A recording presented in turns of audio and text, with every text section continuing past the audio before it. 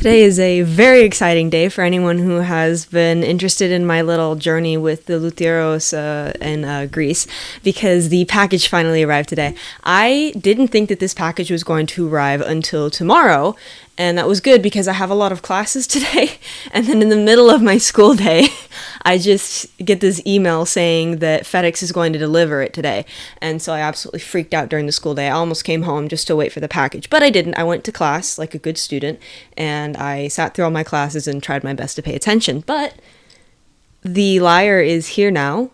Very exciting news. I'm going to do a bit of an unboxing video. I've never done an unboxing video before. I'm not really a YouTuber, so this is going to be a new experience for me. So for anyone who doesn't know, I am unboxing a recreation of the ancient Egyptian Leiden lyre made by a family-owned company of Luthieros in Thessaloniki, Greece. This company makes a lot of recreations of ancient Greek lyres and kitaras, and sometimes also Roman instruments and Sumerian/Babylonian instruments. They are really a wonderful company. They combine historical research with artistic ingenuity, basically to create instruments that are not just meant to sit in a museum and look like the instrument of ancient times, but are also meant to perform them with the abilities that we have today to create an even better sound. So that's what this is, and I am very excited for this, so I'm just gonna put my mic down and we're going to open it together. Okay, I hope you can still hear me. I'm very nervous about this. So from Greece, it went to Italy, and then it went to France, I believe. After France, I think it finally started coming to the US, where I am now, and it ended up in Tennessee first. Funnily enough, its first stop in America was Memphis. I think that's in Tennessee. The city of Memphis. And the city of Memphis in America is named after the ancient Egyptian city of Memphis. And the ancient Egyptian city of Memphis is what we'd now call Mitrahina, which is near Cairo. Memphis itself is a Greek version of the ancient Egyptian name, which was originally the name of a pyramid nearby. I don't remember which one, but in ancient Egyptian, it would have been pronounced something closer to Minafr or Minafa, which means enduring and beautiful. So this lyre, it does come untuned, because instruments have to come untuned when they're shipped over long distances. I really want to be careful with this. I've had nightmares of receiving it, and it's broken from the shipping process.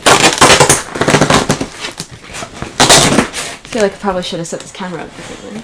Well, that was a mess of cardboard, and now we have a mess of bubble wrap, which is even better. I think I'm gonna have a lot of fun over the next month popping this. Whew! Looks like it comes with a case too, which is of course really, really nice. I don't think I paid for a case, so that would be another gift from the Luthieros, and thank you very, very much, because I was a little worried, of course, that about its safety, and you have very kindly provided a case. Wow! Oh! Look at that! What a nice case! Luthieros, Nix, while you live, shine. What a nice sentiment. So this is the final level to unwrap, the final layer. I'm so nervous and excited. Oh, there's more bubble wrap. That's good.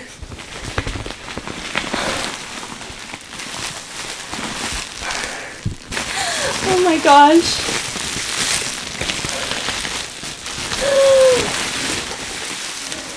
Oh my goodness.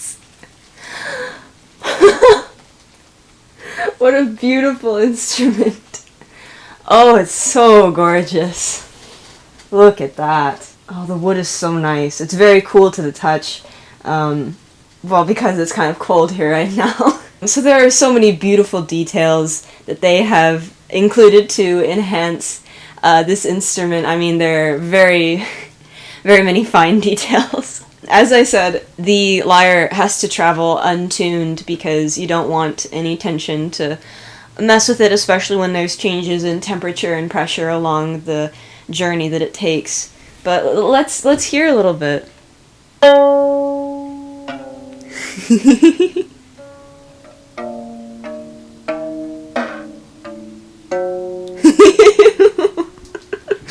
Very untuned, of course. And here's the back side of it. You can see those beautiful tuning pegs and that beautiful top. Fortunately, the Luthieros had some professional photos done of the lyre before they shipped it, and so I'm able to show those beautiful professional photos they took instead of my computer camera. A very interesting facet about the Leyden lyre is that it doesn't seem to have any sound holes. We don't know why. Most string instruments have to have some sort of sound hole so that the strings can resonate more deeply within the body of the instrument. So what we've done, instead of putting it in the front to make it, which would make it incongruous with the historical representations of the Leyden lyre and of the box lyre in general, or on the back, we didn't do that either. What we instead did was to maintain the integrity of the original shape and the look of it, as well as keeping in track with trying to make it sound better according to what we know about music today. We put holes on the bottom. What a beautiful sound! But the lyre is not the only thing in this package, so let's look a little further. There are these beautiful little cushions for it, which is really nice, and then there is this package. I don't know what's in there. Let's see what little goodies the Luthieros have sent to me alongside this absolute gorgeous, magnificent beauty. So I forget the names of what these things are called, but this, you tie it to your instrument and it helps you balance it so that you can hold it and play with two hands at the same time. This is really nice. Actually, one of my favorite colors is gold and yellow, so the fact that they made this one, I really like it. It's like bumblebee colors. It's really cute. And the material is very nice too. Very soft, which is going to be very good if you're holding the instrument and playing it for long periods of time. What else? My goodness! They sent so much! So much stuff! Ooh, wow. That's a pretty cover. I can't read that. That's in Greek. But it's a pretty cover. Oh, there's a lot of stuff in here. They sent extra strings. That's so thoughtful. So I believe that the strings that I'm using on this are sugar strings. However, they also provide gut strings for you. What's great about the Luthieros is they don't just consider like selling the instrument to you, they consider the upkeep of the instrument as well, because obviously finding strings that are going to be authentic for an ancient lyre, whether it's Greek or Egyptian or Babylonian, they're not going to be our steel or nylon strings usually. So what the ancient people used were usually strings made out of animal gut or out of sugar. And I believe these are sugar strings. Oh my gosh! I think they sent me a CD! I think this is a CD of like music that they've produced, their musicians have produced using their instruments. That's wonderful. Extra pegs. That's great. Just in case, you know? That's really important because, again, these are really specialized instruments. And so, like with a guitar, if you accidentally screw up a peg somehow, it's not too hard to buy a new one. But with this kind of an instrument, these are totally different from the pegs of guitars and other Western string instruments. And so providing extra pegs is very thoughtful. This is a plectrum, which you use to either strike the instrument. I saw this technique that they actually showed, which was to place the plectrum like on the string and then play it, and then it produces a different sound.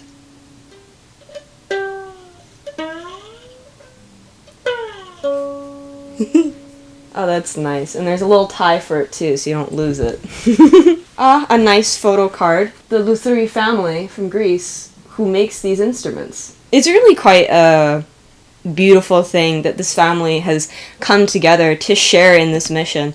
I mean, I think it's very rare for families to get along in general, but to get along enough to create this business and keep it going with this shared passion, it's really amazing. and it definitely touches my heart.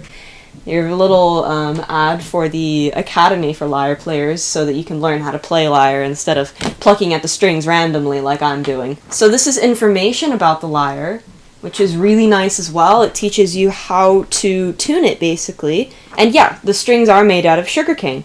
It tells you all of the materials. That's so nice. They tell you that the arms are made of paddock wood, the soundboard and soundbox. No, the soundboard is made out of cedar, the bridge is made out of mahogany, and the tailpiece is made out of bronze. So all natural materials, really beautiful. And again, the strings are made of sugarcane. For this one, I asked for 8 strings so that I could have the full octave.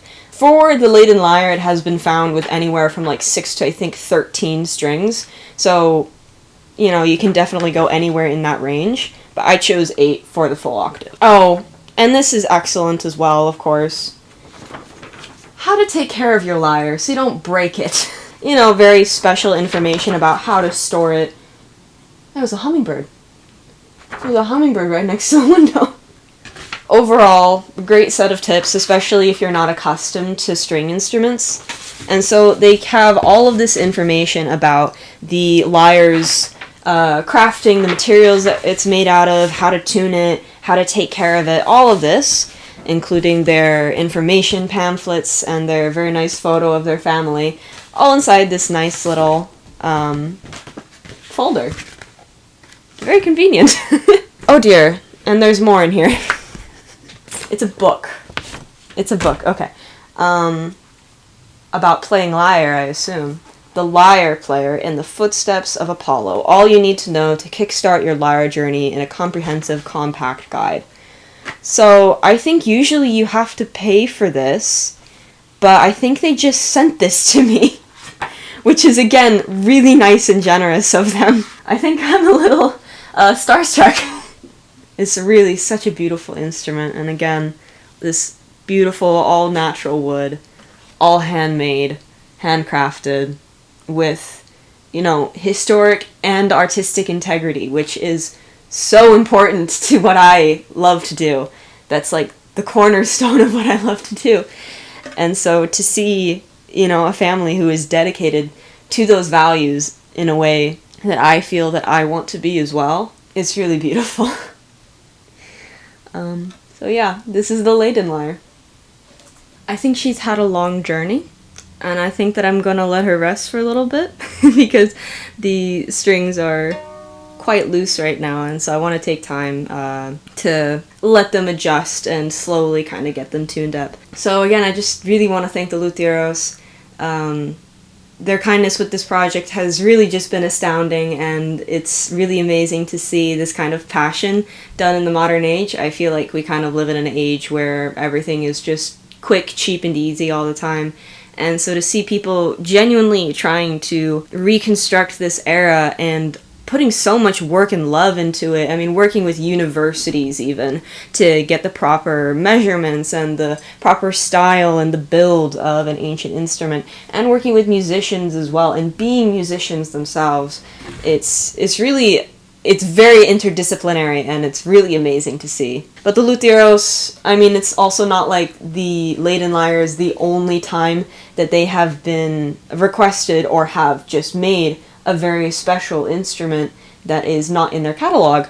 In the past, actually, they have made reconstructions of things such as the Kitara of the Golden Age, the Lyre of Ur, the monochord, and 2 medieval lyres, which they say have not been publicly announced yet. So you should definitely look forward to what they come up with in the future. I think that it's definitely worth getting into. The thing about the lyre, and this lyre as well, of course, is that it's not something that is exclusively played by people who know what they're doing, so to speak. It's not something that's exclusive to the upper class who have had lessons and know exactly what to do with it. It was also for people who could afford it and would play it for their friends and family at festivals, at family gatherings, just in the evening in their gardens. And so it's an instrument with a lot of history, and I think an instrument with a lot of love, because it was used anywhere from temples to royal courts to family homes and gardens and festivals, and it's really amazing to be able to hold something that carries that legacy and has been done by people who have such care in their hearts for that legacy as well. So, overall, 10 out of 10 experience. I will share some more information about the Luthieros below in the description. I recommend you go check them out. I recommend, if you can, getting one of their smaller lyres, looking at one of their books to learn how to play the lyre, and everything that goes along with it, because I don't think that we should forget our past and forget something that so universally brings humans together, and that is music. I figured I was going to cry a little bit, but I just want to say thank you for watching. Thank you for following along on this journey. If you did, or even if you're just here right now, thank you for watching, because it means that you care about something like this, and that means that we share something in common that I think is very special. So yeah, thank you very much.